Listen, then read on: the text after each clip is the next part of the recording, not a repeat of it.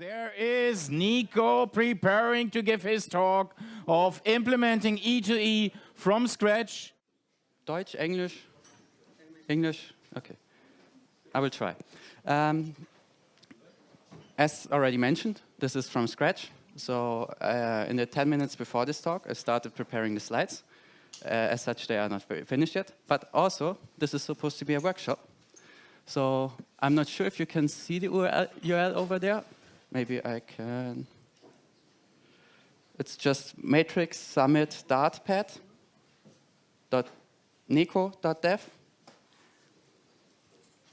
And if you have a laptop, then you can open the slides and come along, because you can write some code. Because this is supposed to be a workshop, and we're going to implement end-to-end encryption from scratch together. We'll see how far we can go.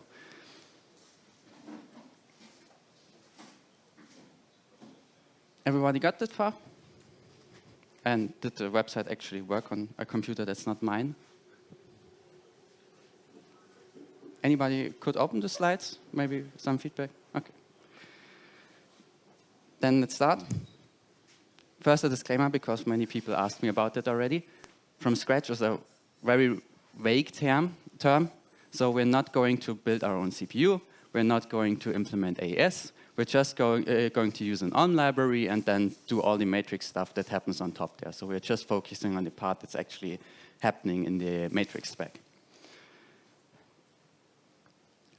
Then what do we actually mean when we say end-to-end encryption? First of all, it has a very basic goal. I just tried to summarize it here. We're trying to send messages which are only readable by the person that we intended to read the message.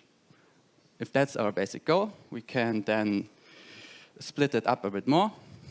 This means that if we actually want to send it to a specific person, then we actually need to have some identity for that person.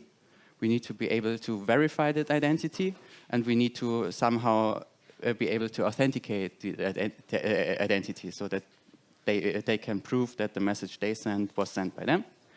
And then the other part, if we're not talking about the other person receiving the message, we're also talking about encrypting the messages, which usually for us means that we're encrypting a message in a matrix room, and we're sharing somehow the keys that the other person that should decrypt the message can decrypt the message. Then there are some advanced things that people usually want to do. They somehow want to back up their keys, because when they sign into a new device, they actually want to read their messages for some reason. They want to somehow, and then again, the connection to the stuff up there, they want to somehow verify that the message they sent was actually sent by them and not by some other person that had access to the home server. Those are the very basics. I'm going to interrupt it a bit with some other terms that we might use later. I usually mess those terms up, so I always write them down for me. We have the ciphertext, the plain text, and the clear text, and they have some meaning in encryption. The ciphertext is usually the message after you encrypted it, just the base 64 encoded encrypted text usually. The plain text is what we had before the encryption, and then the clear text is what we usually send to our matrix server, which has some extra information like, okay, send it to this user in this room, which is then information that's not encrypted, but it also has the ciphertext in it, which is the encrypted part of the message. And then another term already mentioned when verifying the identities, you want to be able to sign something, which is basically similar to when you sign for a package. You add some information that hopefully can't be falsified, that proves that you sent a message and not someone else. So now let's jump right in. Oh, I forgot one picture. Now, if we look at encryption and matrix, you can roughly split it in different layers. You first of all have your cryptographic account, which is usually called the OLM account, which has your identity keys, which you can use to sign messages. You can use it to generate one-time keys, which can then be used for encryption between devices. And you can use it to generate OLM sessions. And it can also verify signatures, since it also can sign stuff. Then below that, we usually have the ON layer, which is great to read on the slides here, but whatever, which is then the part that happens between devices, where we send messages between devices, and those are encrypted with OLM. And we use the OLM account to create those OLM sessions and the keys that we need for it. And usually that layer is used to then share mega-OLM keys, which is the layer below it, which is then the mega-OLM layer. This is used for room messaging. This is then the actual messages that we send in a room. Might already be confusing because I'm going pretty fast through that part, but we're looking at all of those layers in detail later, and this is just an overview that you know what we are talking about. Then on the mega-OLM layer, that's used for the room messages, and there we have keys that we can actually back up, that we can export, and we have some index for the messages, while the OLM layer is double redshift, similar to this, what Signal uses. And then below, above that, with the, now that we can send encrypted messages, we have a verification layer where we can sign our own devices. We can cross-sign our devices so that we don't have to verify n devices every time, but just one user. We have some protection against using a key multiple times, because if someone gets the key once for a message, then they could, in theory, use it and to send a message that looks like you sent it. So we want to prevent that usually. And that's also important that here we actually have some interface to the user so that the user can see, okay, the verification here failed, and this message should not be trusted. And then the lowest layer is then not something we will look at today, but just how you can back up your keys on the server side, how you maybe back up a whole device on the server side so that when you sign in, you can get all the messages that you received while you were offline, and a few other things, but we're not going to look at that layer today. Then the first one I mentioned is the account. This is very important to not confuse with your matrix account. It's a cryptographic account that you can generate, and that has an identity which is done using two cryptographic keys, an ED25519 key and a CURV25519 key, and on every login you generate a new account. So obviously it can't be your matrix account, because on login you usually sign into an existing matrix account, but generate a new OLM account. And this is then what's used on the to-device messaging layer for the encryption, because that's actually your encryption target that you're sending the message to.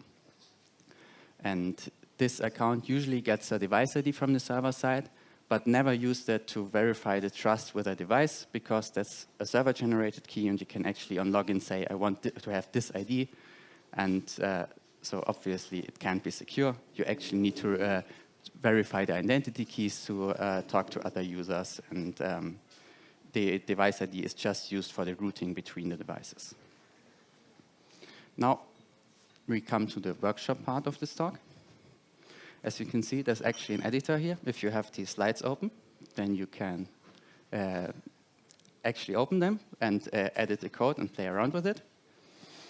This is using Dart, which shouldn't be too hard for you to use if you use JavaScript or anything else like that before. It's not that complicated of a language. It was designed to be simple, but that's what we use at Family. So that's what I used here. And here we use the Voodoo library and some bindings generated from the OpenAPI spec, of the matrix spec. So there's not much magic there. It's just stuff you can either use as a library already, or that you can just generate from the spec directly, so that you don't need to do a raw HTTP calls.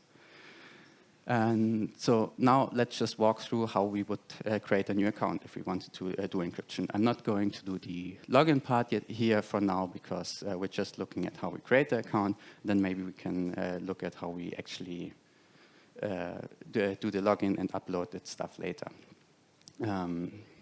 First of all, we assume the user has a user ID, and since we signed in, we already have a device ID. And so the first thing we do is, with the library that we have, we just call account create. Here, this is generic because it can be either the OLM library or the Voodoo library, but in the backend, because we if you look up here, we loaded the Vodosimak library as the backend. It's now using Vodosimak. And then we can generate the keys that I talked about before, like the account create here already generates the identity keys that we need for the encryption. And then we have some stuff that we will need later in the to-device messaging, which is a fallback key and the one-time keys, which we can also generate here. And then usually the next thing we wanted to do here is then upload the one-time keys that other users can see it, as well as our device key. But if before we can actually upload our one-time keys, we want to actually sign them, which is done by just shoving that into a JSON blob with the key and if it's a fallback key or not. And then we just generate the signature for that JSON blob by JSON encoding it and signing it, and then base64 encoding the signature. And that we now do for all our one-time keys, and usually our one fallback key, but the APIs are weird and they always can return multiple keys in the libraries. And then in theory we can upload it, but here in the code I just put it on the side here in the HTML block and print out the other keys so that we can look at them. So now if we run that, we can see that we created an account. This here is the ED25519 key for that account. Won't tell you much, but just that it succeeded. And if we look at the console output, we can actually see that we generated here our one-time keys and our fallback keys, and these are then what we would upload later. We won't go, I'm now going to go over the other layers that we have and just explain them first, and then we can maybe group up and see if we can actually get it working and send messages between each other. Because there's actually, for these slides, there's also a home server I set up, so you can just call the stuff up here, the client new user, and it will generate a new user on that account, and this, on that server, and you can use that to message the other people here that have access to those slides.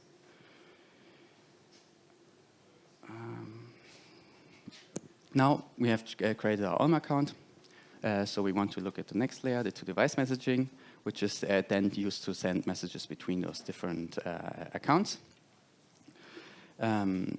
The on layer is, as already mentioned, it's double redshift, which you need 4 keys for, 2 one-time keys, one you generate yourself on demand when you create the session, and one from the other side that you download from the server. And then the identity keys of the 2 participants, which is important so that you can actually know only the person who has the private key for that identity key can actually decrypt the message.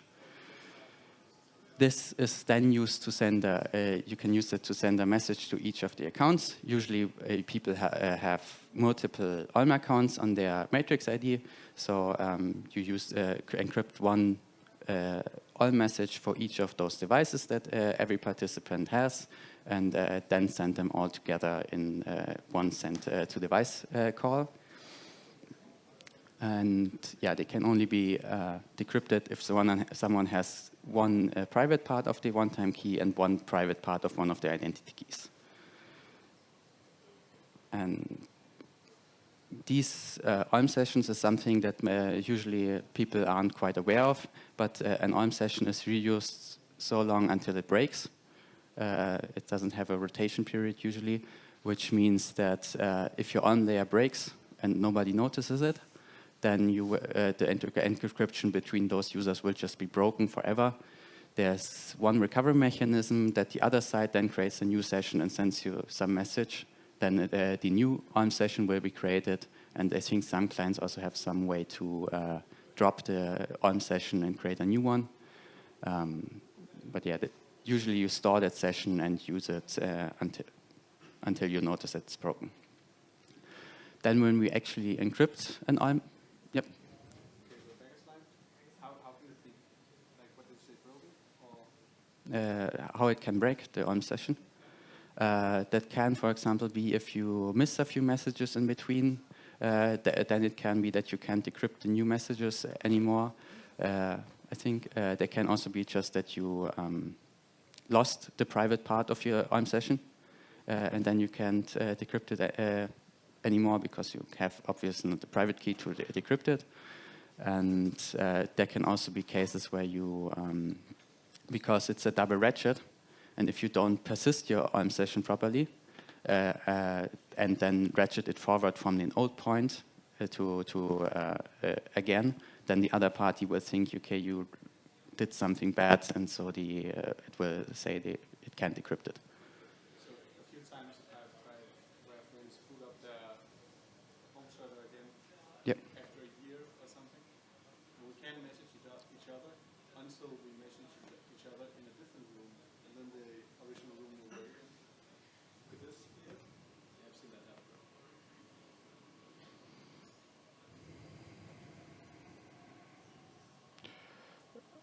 I don't think so. Well, this is on a two-device layer. So there you will be using the same OIM session for the different rooms. But what of course will happen that in the new room you will create a new mega OIM session, which would need to be sent over the OIM layer. But I can't quite tell from your case if it's just that the mega OIM session doesn't arrive and you already had one for the other room, or that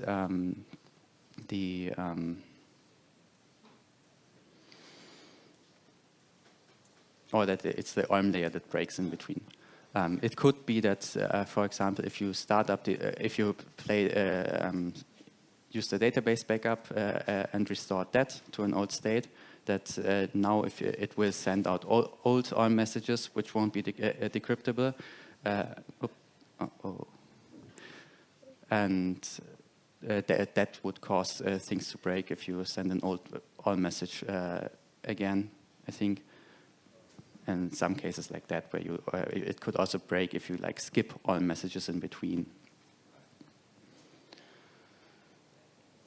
Then we now have these sessions that we can use to encrypt the messages. Now, for the actual messages that we want to encrypt, there's actually two types of messages, because, as I already mentioned at the start, there's one identity key that we generate on our own when we send one one-time key that we generate when we send a message, and we somehow need to transmit the public key material for that.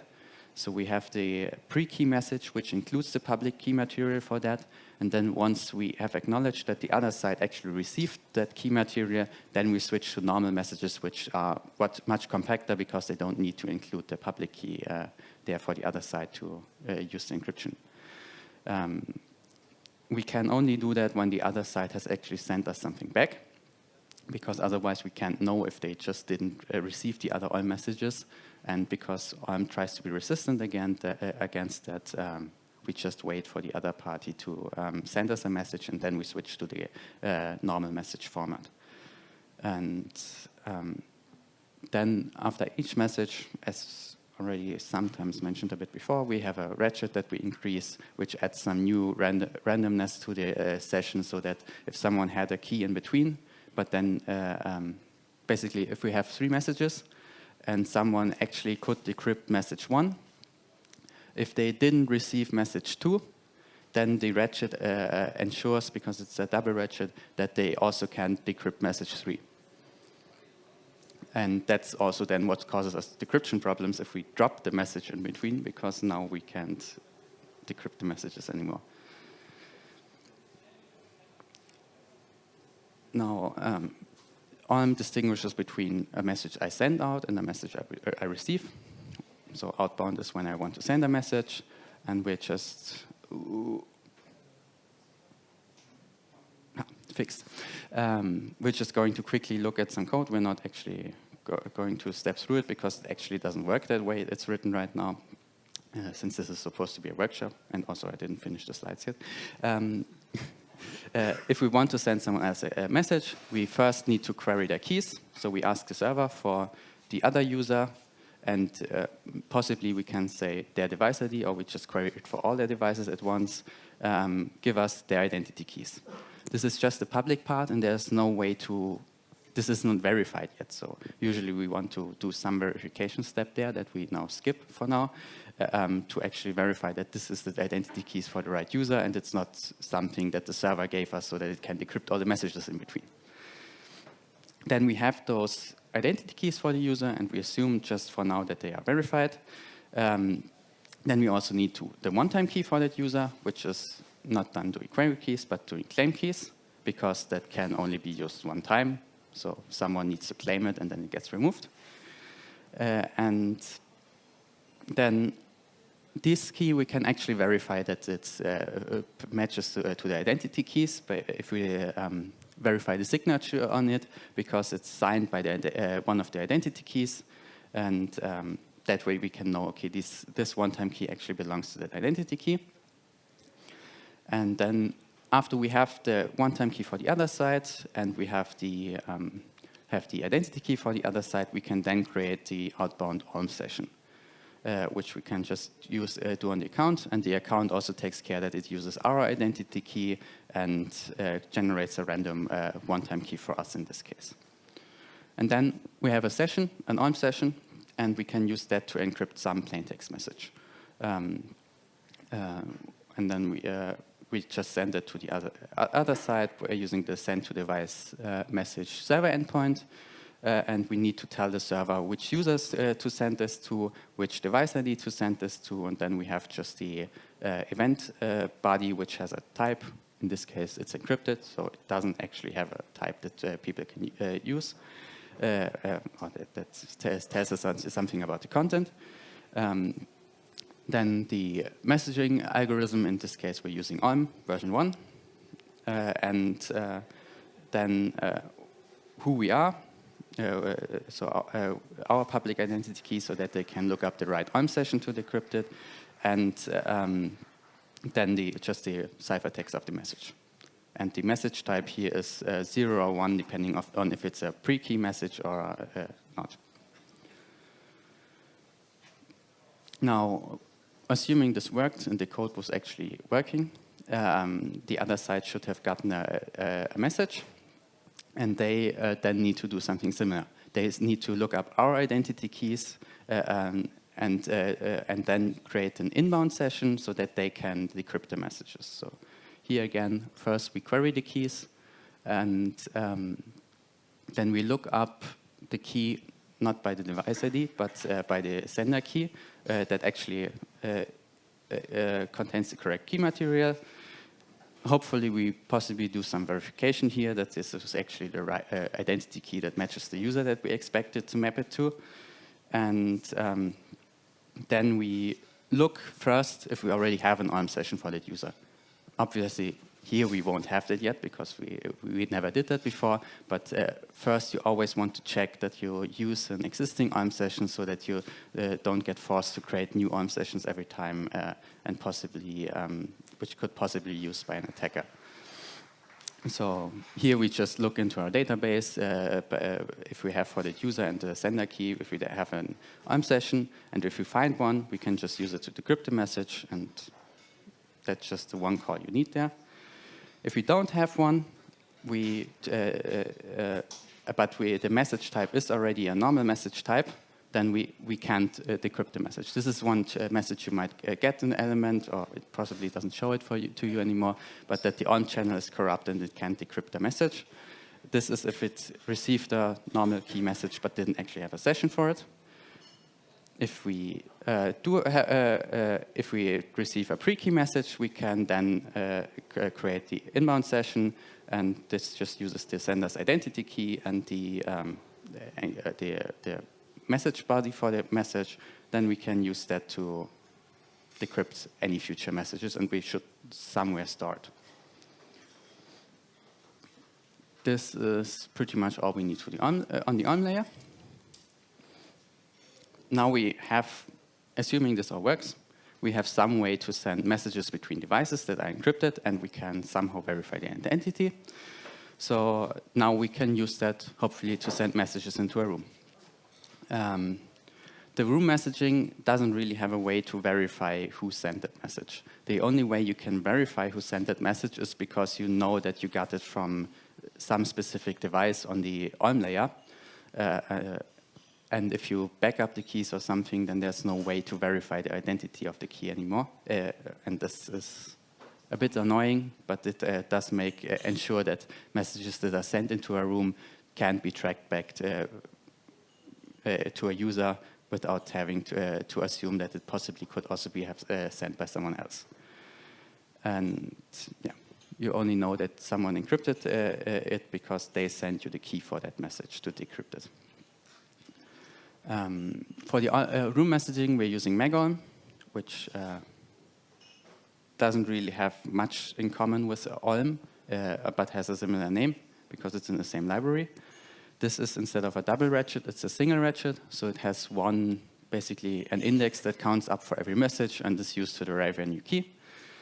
And if you can share at any index, you can share this MCS2023 session to other users so that they can decrypt messages with that index or a newer message, but they can't decrypt messages with an older message index. Usually you should share that with everyone in a room, but if you say you only want to actually send it to verified users because you actually want to end encryption to be secure, then you just have a subset of users in the room that you send it to. And as I already said, because you can decrypt all future messages encrypted with that MCS2023 sessions, if a user leaves the room or removes one of their devices, then you need to generate a new key. If someone new joins, this isn't as big of a problem. You can just share them the key at that point. But if they leave because there's no way to prevent them from just ratcheting the message forward, you need to generate a new key.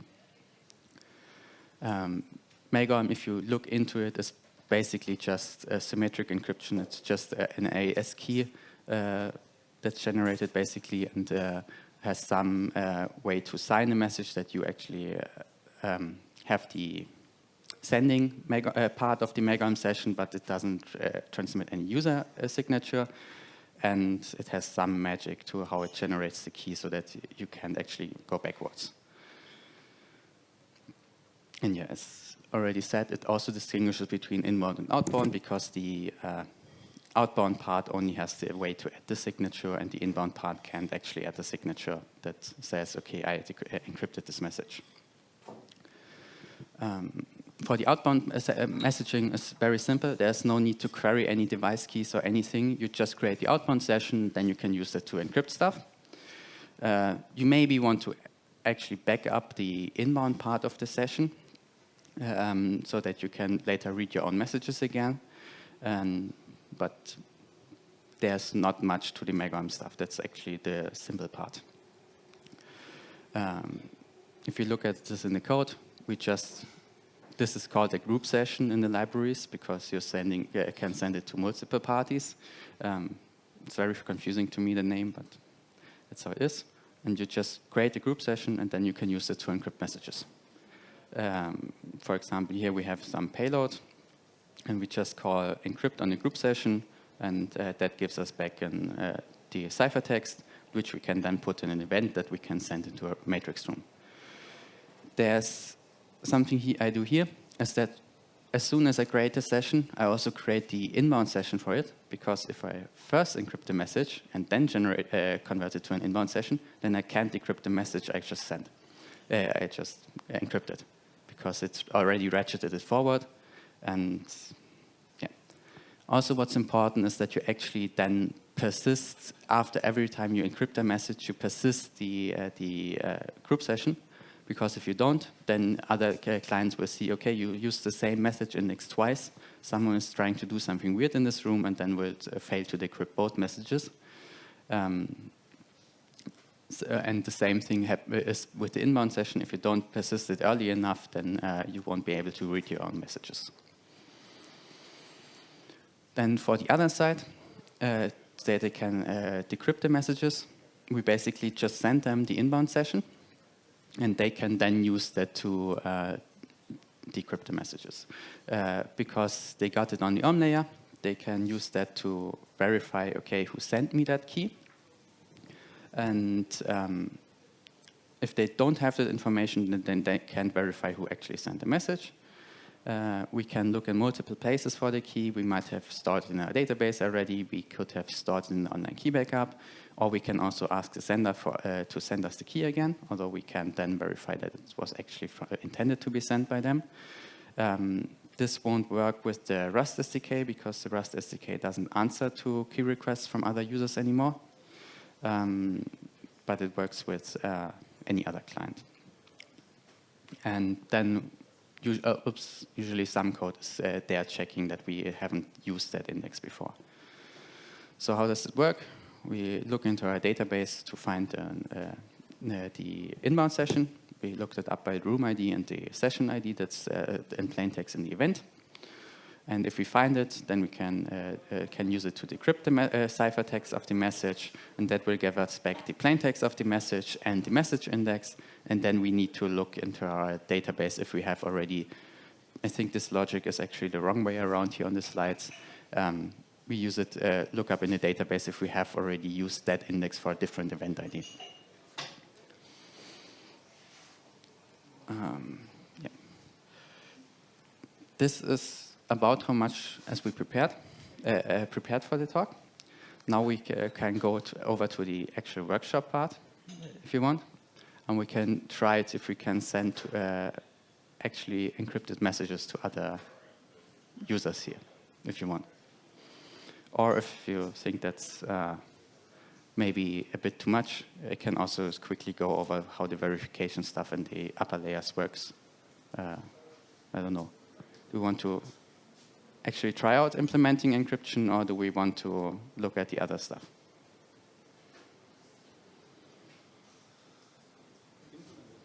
Okay. Now, let's see, what code do I have in here? Yeah, now probably it's easier if I go to the... Yeah.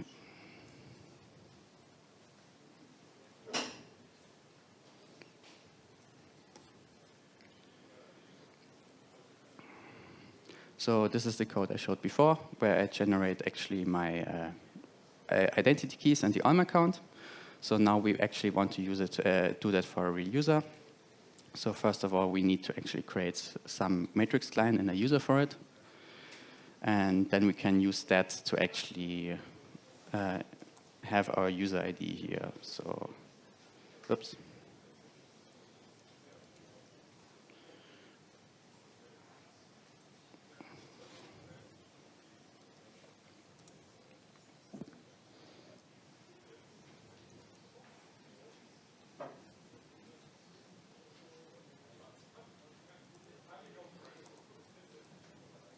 In this case, I actually have this client code and stuff that stores the user ID and such. I can quickly show it to you. It's just here. It just inherits from the Matrix API and stores the device ID and the user ID and the access token and everything. And so that's how I can access it up there again, because that's the user ID and the device ID is what you get back from login or from the register call. So I can't. That's how I store it here. So if we run that, then we should see, and we probably want to comment out this one. We can see that it should register a new user. In this case, demo 635095. And then it generates the signed keys for that user. Now that we have that part done, we want to upload those keys.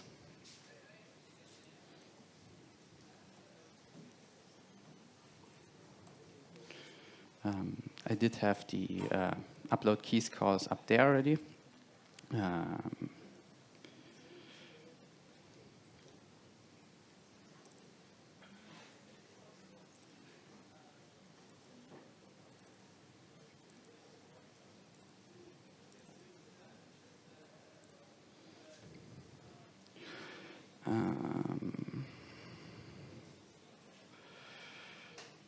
Map string invalid type.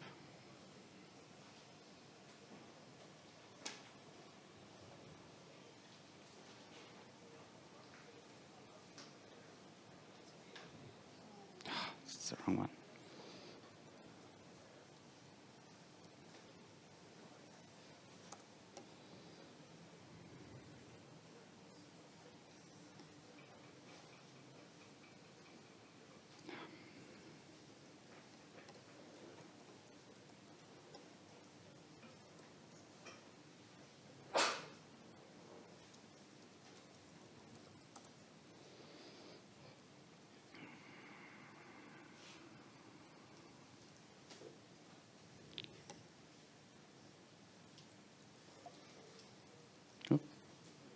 What was the call that we were trying to call?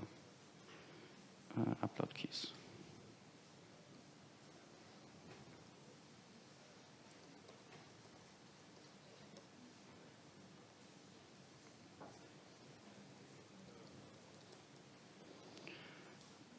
This one's our device keys at matrix device keys, which is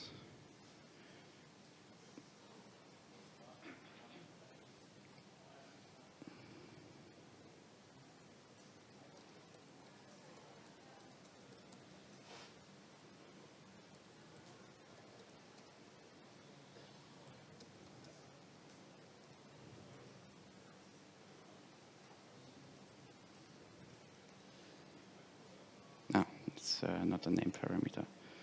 Could it be that just the latest semicolon is line 67 that you miss space?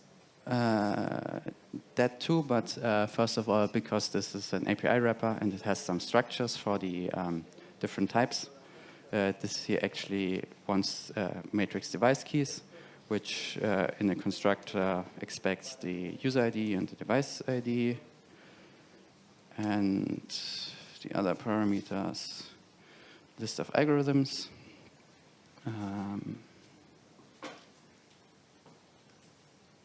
which is this here.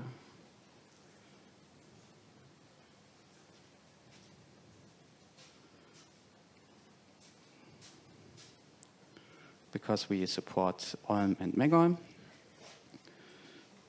And then we also want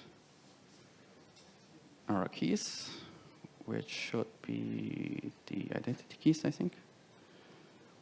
Oops. Account, identity keys.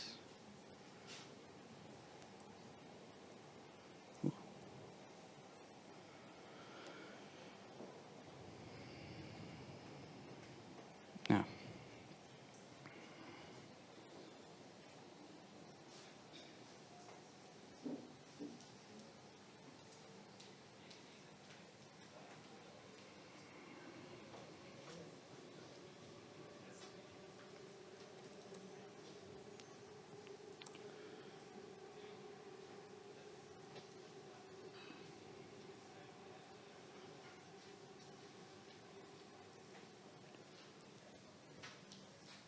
Oops.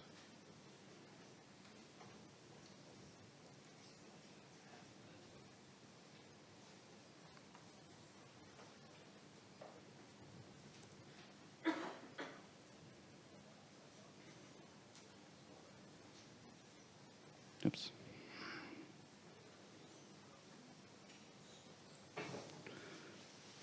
And we need the one.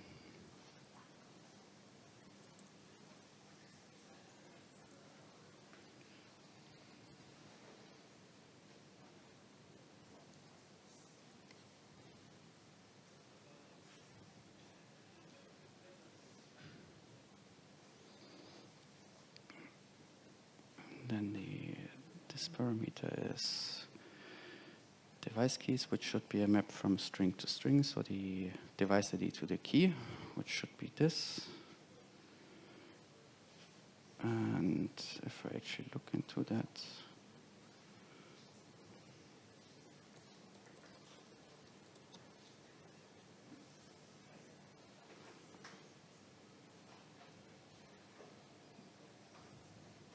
yeah.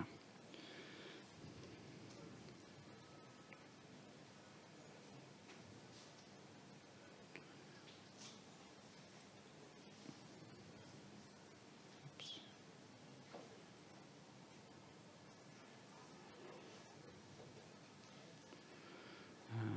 here we have our device ID.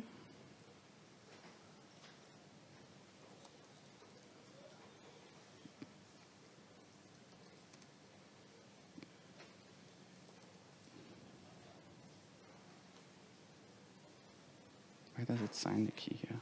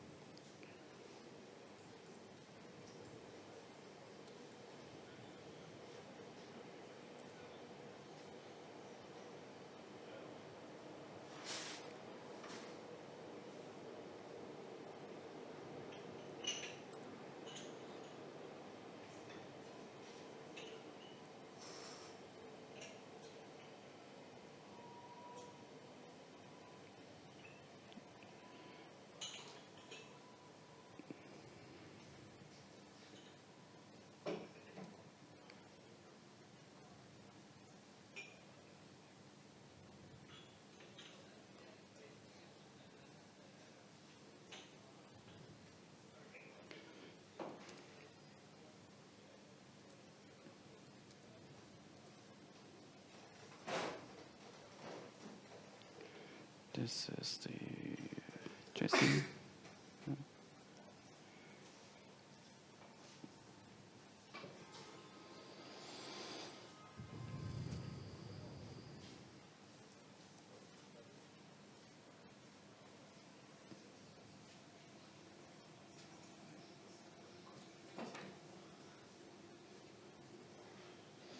Now we also need the signatures here for our device keys actually, if we upload them for the first time. So what we need to do here is, if you look into the spec, the signature object looks like this again, where we have our user ID and our keys that are actually signing this stuff. So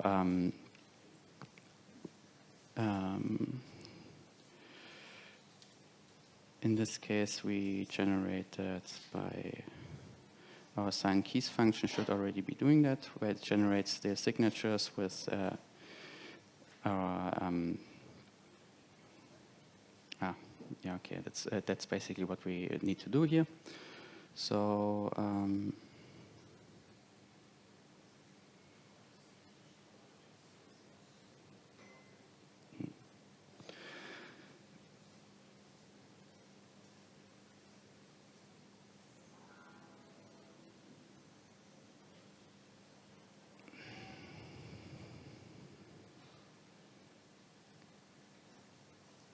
I think I did that somewhere else. So that's why it's not here. Here. Okay. Oops. This is the signatures for.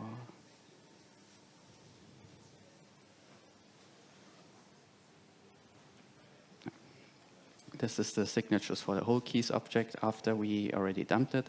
So that's why we need to actually. Here we have our device keys. That we are uploading, we actually need to store them.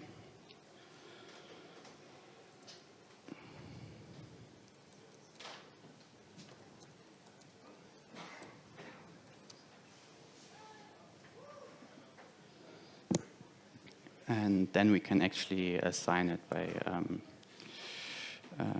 our key. Converting it to JSON.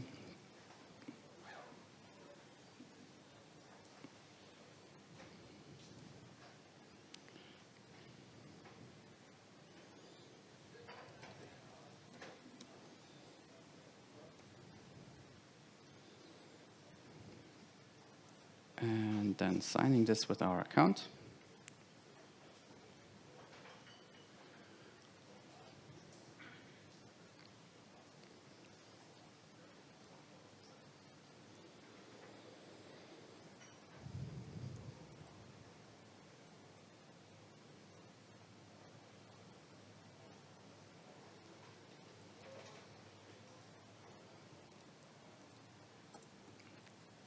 This is the signature for our keys.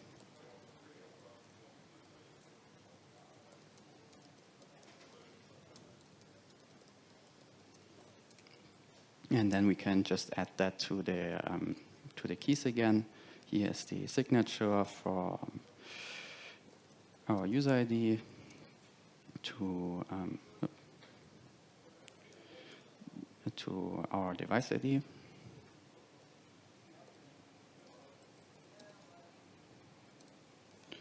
We actually need to prefix this with ED25519 because that's the key that we use to sign it for.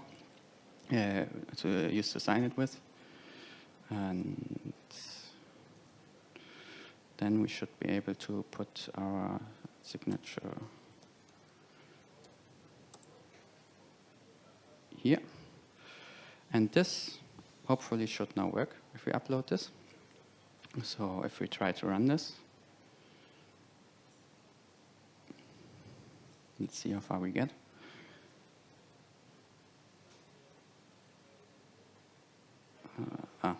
Probably should print something after it.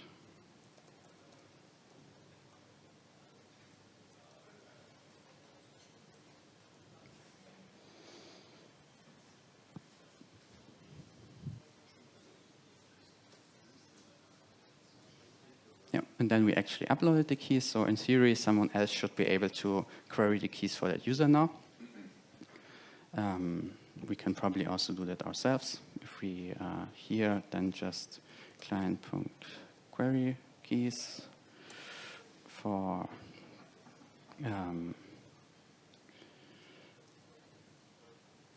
our user ID.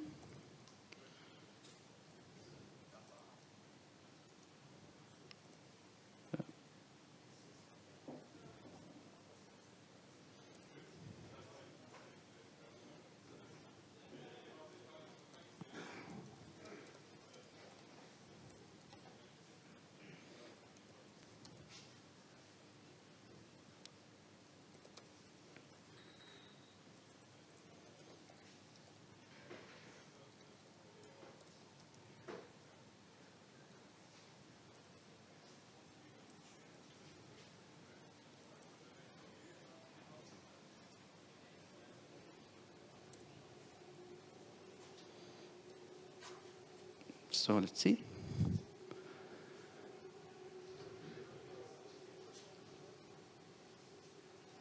Yep, we can see that we actually managed to upload those keys to the server. So now we just need to create a second client and try to message ourselves. Going to just duplicate this here.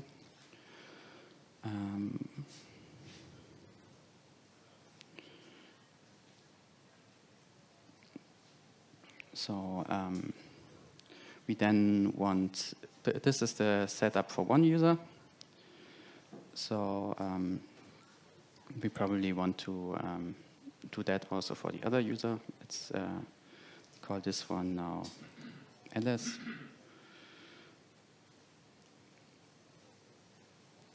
And we can call the other one Bob.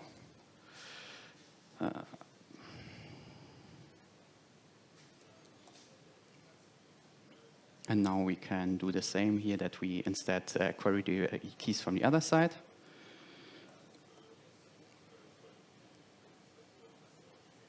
And this should now also be successful. But now we just have it for that the other side can actually see our keys when they query it. And then we can try to see if we can actually send them an encrypted message. Over to device messaging. Maybe first we, instead of sending an encrypted message, we just try to send a normal message to the device message. So we do Bob wants to send a to-device message.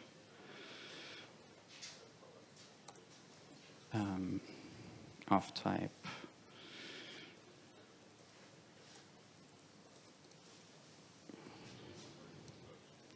transaction ID we don't actually care, so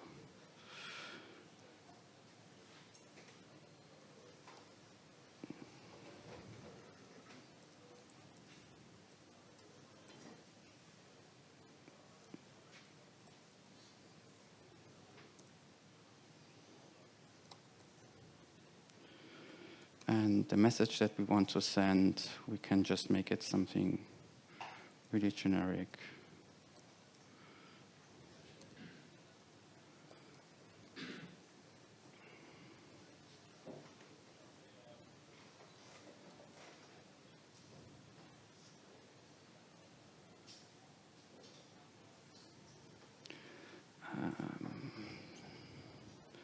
Right. Because I want to send a to-device message, we actually need to tell it here first which user we want to send it to. So this is the user ID. Then we want to send it to a specific device ID.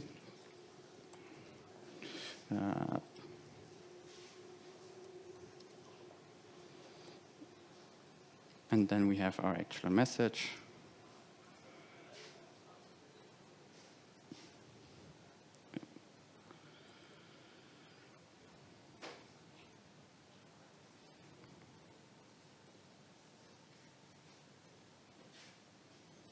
And then we obviously want to receive that message also from our first user if we actually could send this. So we need to do a sync call.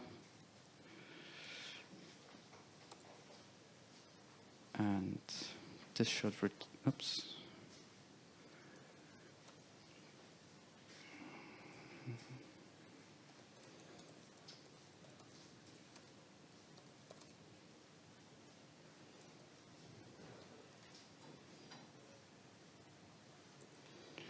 And then we can see what we actually received.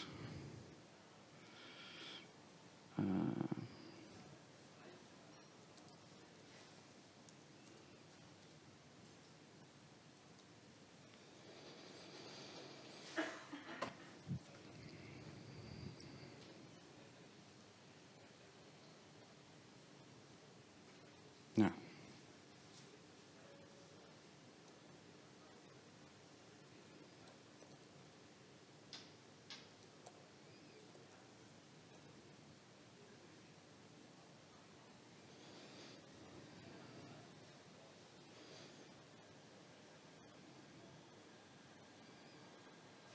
So we received the sync response, which includes some presence events, which we don't really care about, and account data events, which we don't care about. Okay, we want to simplify this a bit. Where was I? Dot to device. We just care about our to device messages.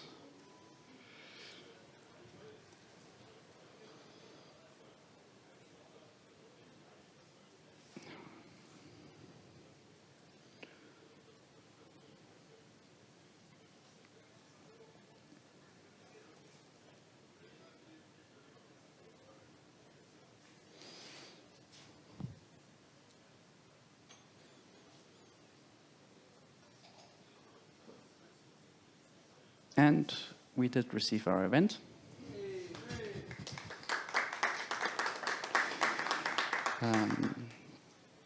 Now I guess what I could also do is just have here a sync loop running and you try to send me messages.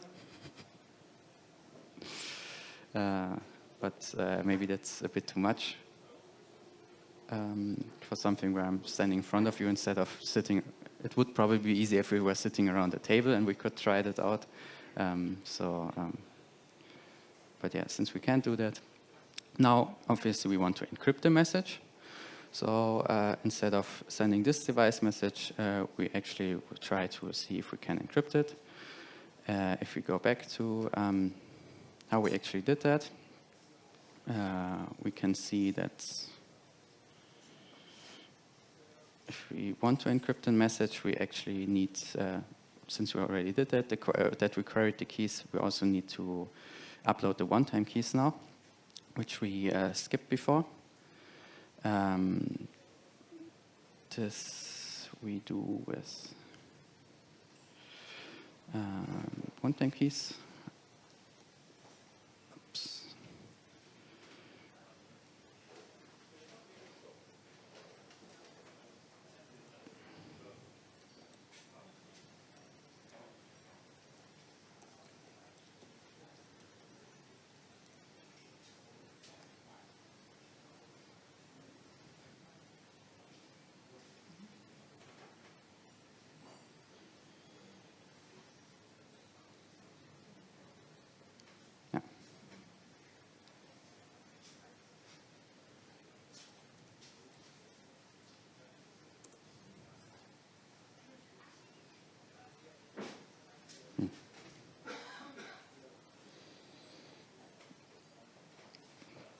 also now on the other, since we now upload the one-time keys as well, on the first time we should be able to claim them from the other side, which is, so here we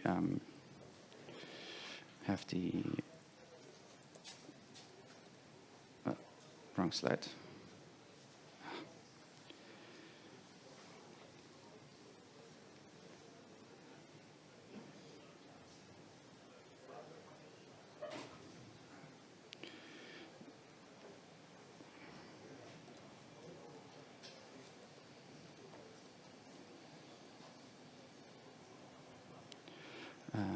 We also want to claim the key.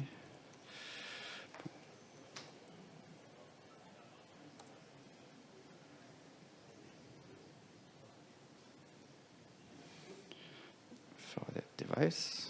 Oops.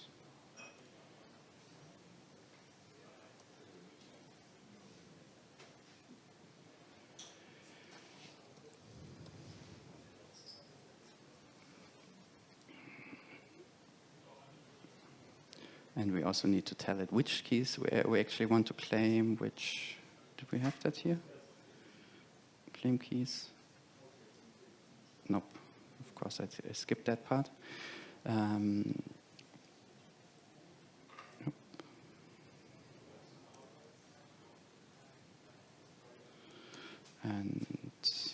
if we look here, claim.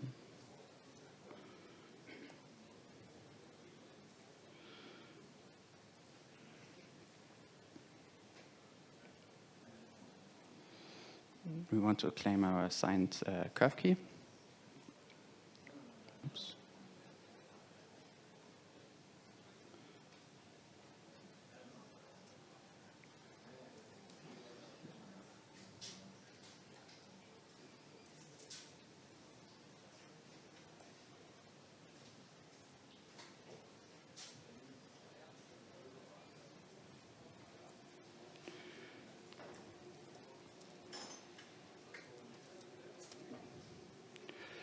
And this should now give us the keys that we wanted to have for the other party.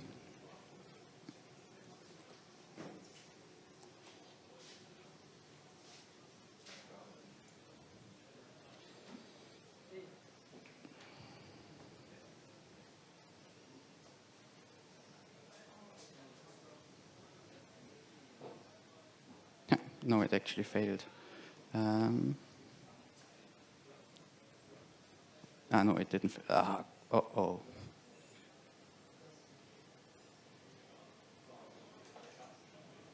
Did I just delete the code that I just wrote?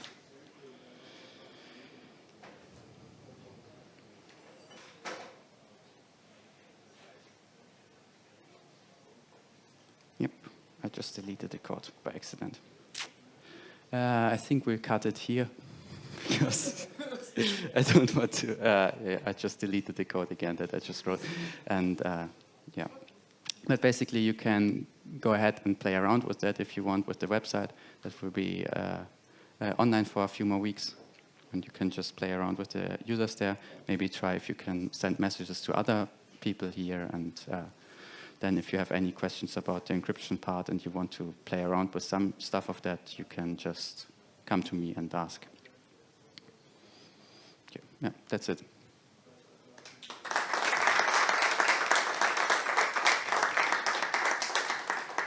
Any questions about something?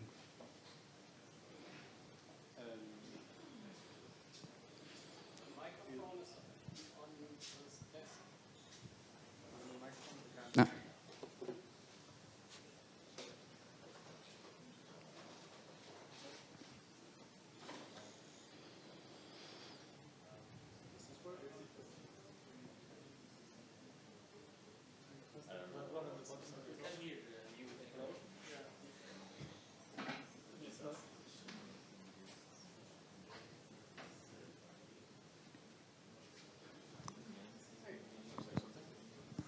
Okay.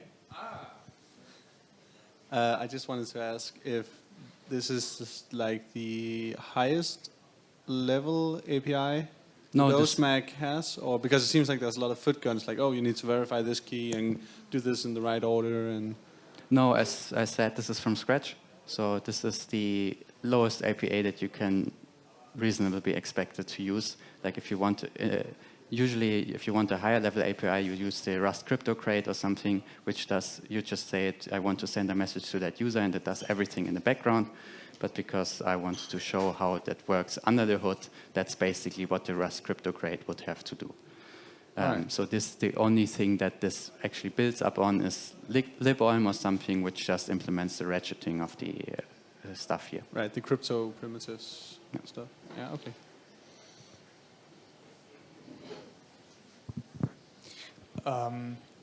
Could you maybe elaborate once again? So we have MacOlm and Olm. Yeah. When do we in practice use what? And maybe as someone who's not a programmer, summarize what's the exact difference between those two, apart the fact that one is using double ratchet and the other one is using single ratchet. So the Olm stuff we use to send messages between the devices, which you could see here with the send to device. This you can only send to a specific device of a specific user, like one element session that you have, for example. This is because this is, uses the identity keys of that specific device every time. And so you need to encrypt for every device this message. And it doesn't really scale to a room with a few thousand users, for example.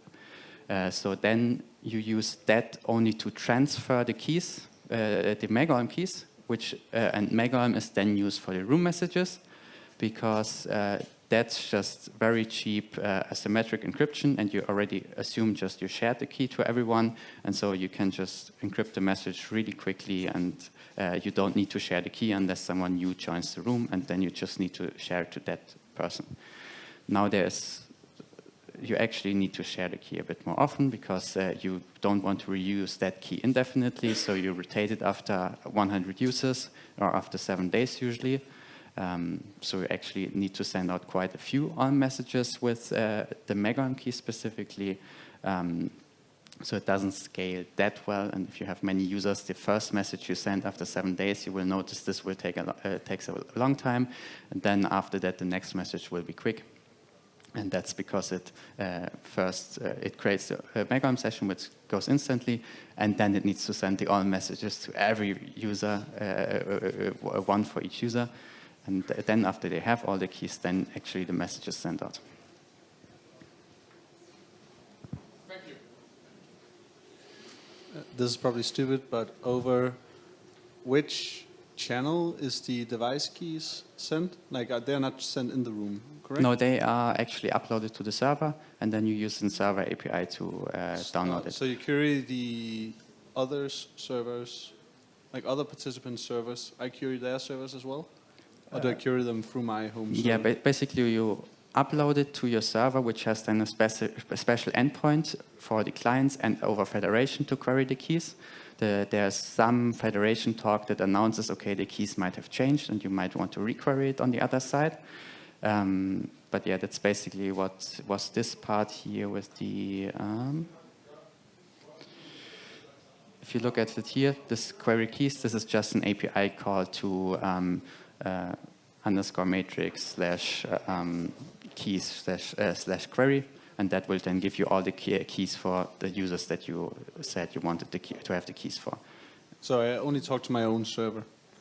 Yeah, you talk to your own server, and then if the key doesn't, if your server doesn't have the keys for a different user on a different server, it will then send a message over federation to query those keys. And once it has those keys, then it will return the response to you.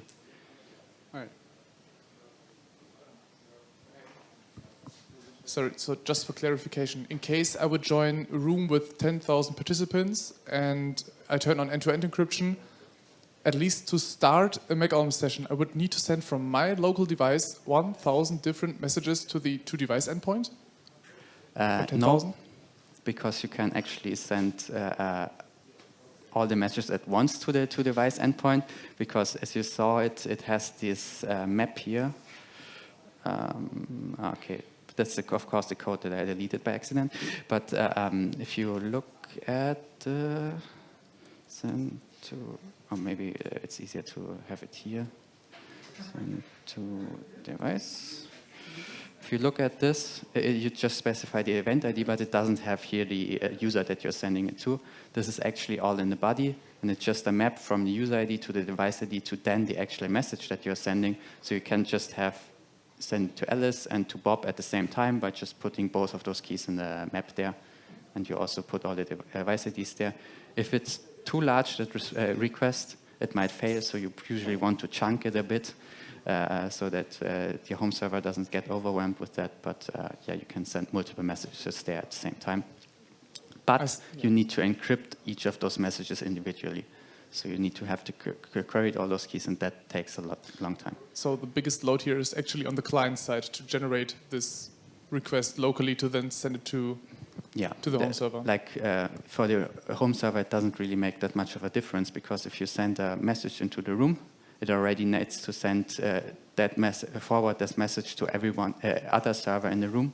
So if you then do the same for the two device messages, it's just a bigger payload, and it needs to split it up, but it still needs to send one request to every server in the room. So it's pretty similar.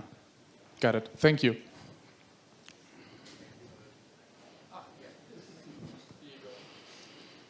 Do you know what SSSS is? Yeah. And can you explain it?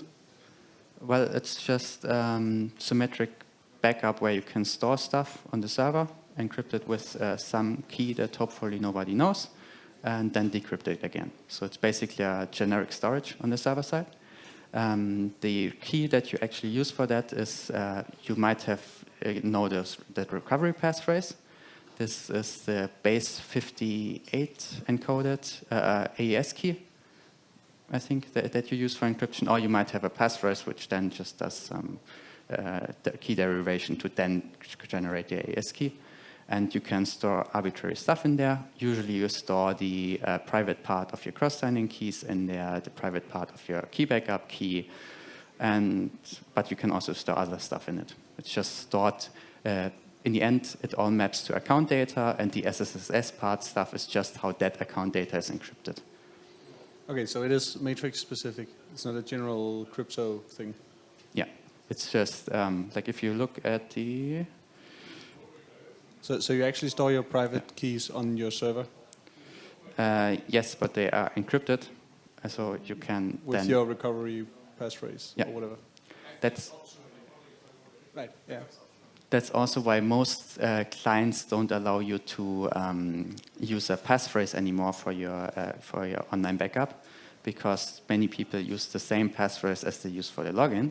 And every time you log in, you send your password in plain text to the server. So if it's the same as your recovery backup password, then obviously the server can read all your messages.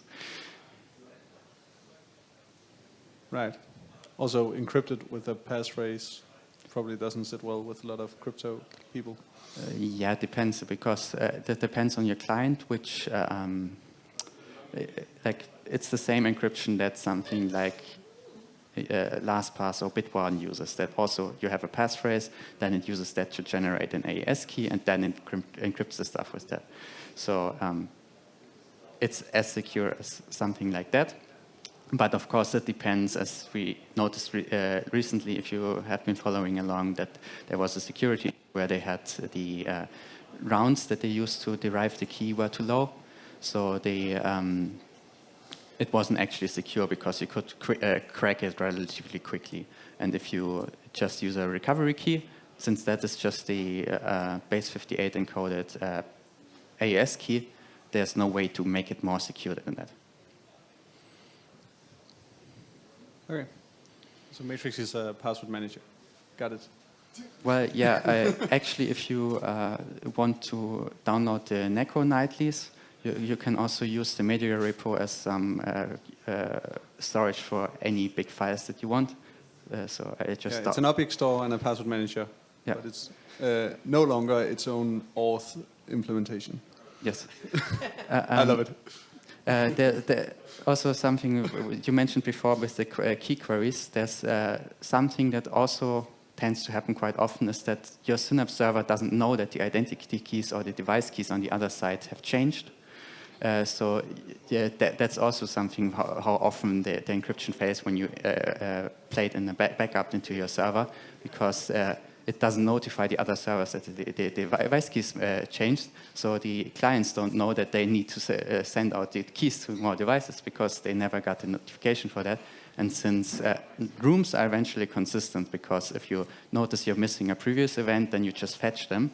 But that doesn't apply to your device keys and device lists, because they use a completely separate channel. So if you don't know about that they changed, then your end-to-end encryption will be broken, and you don't really know how to fix it, apart from hitting the refresh key list button a few times and hoping that the server doesn't serve you a caged result every time, but actually tries to fetch it again.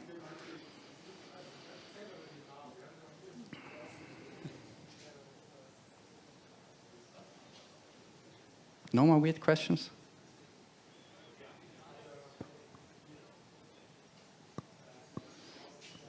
Then we are done, I think.